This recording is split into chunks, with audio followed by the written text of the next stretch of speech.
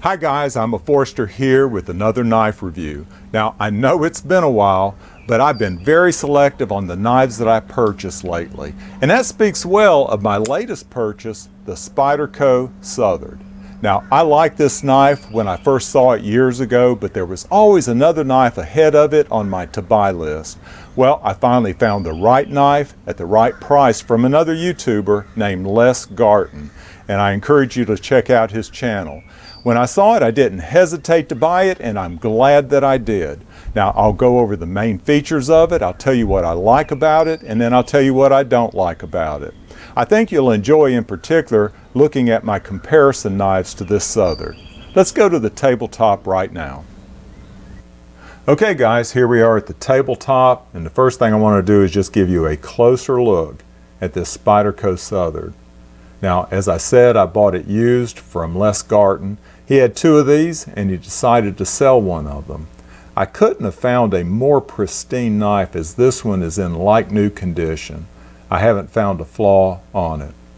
Now, this knife has been out for quite a while, but it just never made its way to the top of my to-buy list, mainly because I thought I had its niche already covered. Well, what is its niche? And to me, I'd call it a large EDC knife that can be used for self-defense in a pinch. What I've discovered after carrying it for a couple of weeks is that I don't really have that many knives, if any, that fit this exact niche. I think you'll find my closest comparisons to this Southard interesting. Now, what attracted me to this knife from the very beginning was the overall shape and design of the knife. It reminds me of a meandering blackwater stream in the deep south. I don't know where Brad Southard is from, but I wouldn't be surprised if he's from Tupelo, Mississippi. It's partly an optical illusion, but the curves of this knife appear to change direction with two inflection points, one right here at the middle of the handle and the other at the bottom of the blade right there. Now, it's definitely part of the design, as Brad put the logo of a meandering stream right there on the back of the blade. I thought it was interesting that this is actually a drop point blade, but the change of direction upward right here is an illusion created by this broad belly of the cutting surface. Good job, Brad. Now, speaking of the blade, it's made of a quality steel stamped right here on the blade, CTS 204P. I'm not that familiar with that steel, but I'm fixing to get familiar with it. Right there is where it was made, Taichung, Taiwan. I think that's where all my sages were made. It came sharp enough, and I'll give you a cutting test with this paper stock. This is fairly heavy paper stock that has no problem whatsoever going through any of that. Now, this is a titanium frame lock flipper. There's the flipper tab, smooth on this side, which is no problem. And there's the titanium frame lock bar. It makes it unique in my collection. For an 8-inch long knife with a 3.5-inch long blade, it only weighs a little over 4 ounces. Now, the frame is milled out on one so to lighten it up just a little bit more. I don't know if the light can shine in there to where you can see that. There's an aggressive brown G10 scale on one side of the handle, and I thought it was a nice touch in that they had a matching lock bar stabilizer on the other side. The blade is perfectly centered, as you may have noticed already. And then there's the clip, which I absolutely hate. It seems to be designed to stand out like a sore thumb, in my opinion, and it's the worst thing about this knife. It shines against the stonewashed background, and this tip is absolutely uncomfortable. Now let's talk about the action of the knife. How does the knife work? And you've seen me open and close it enough to where you know it does work. But I can tell you that the action has issues, and the number one issue with this knife is death grip. The handle is narrow, and I have to be very deliberate with my large hands not to touch that lock bar if I want to open the knife, that is. Now, I've already mentioned it, but there's no jimping on the flipper tab. It's perfectly smooth, but that's not really an issue for me at all. Now, as far as action, you can shake the blade down. It's hard to do in front of the camera, but it does shake down, but it definitely takes work, and I just lubricated it right before this video. This blade is not a free dropper the way it is. I'm hoping it'll loosen up over time. And then I want to talk about retention of the blade in the handle.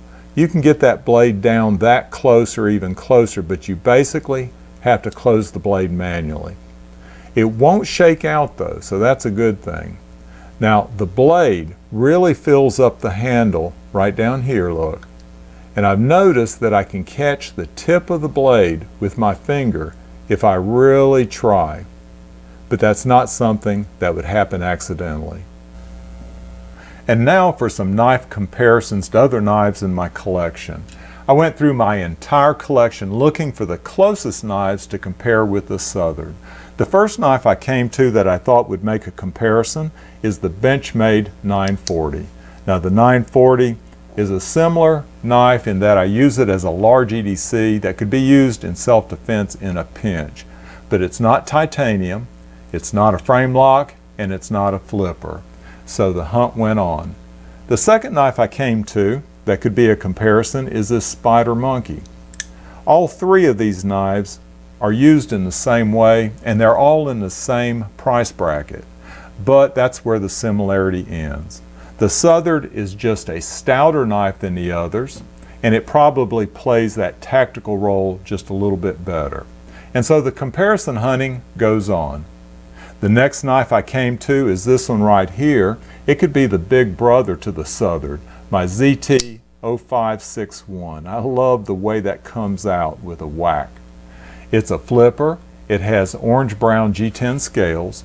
It's a much bigger knife, which increases its weight and probably its usefulness in a tactical role. And the ZT action is a pleasure to use. It's much easier, and in this case, it is a free dropper. But the closest match to the Southard is possibly this knife right here, and it's my Hinderer XM18.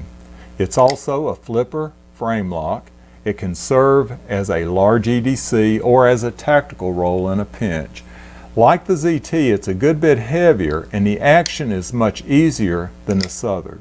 And it's also a free dropper. So how would I rank these knives? Let me clear the table and come back and show you. Okay, so here's how I would rank these 5 knives. And definitely the Hinderer and the ZT are at the top of the list, and of course the Hinderer is going to be #1 overall. And everybody loves the 940. So it comes down to these 2 knives right here, the Spyder Monkey and the Southard. They're actually very different knives. They deploy differently. One's a frame lock, the other's a liner lock. They're made of different materials, but they both have hideous pocket clips. I'd call it a tie. Y'all take care.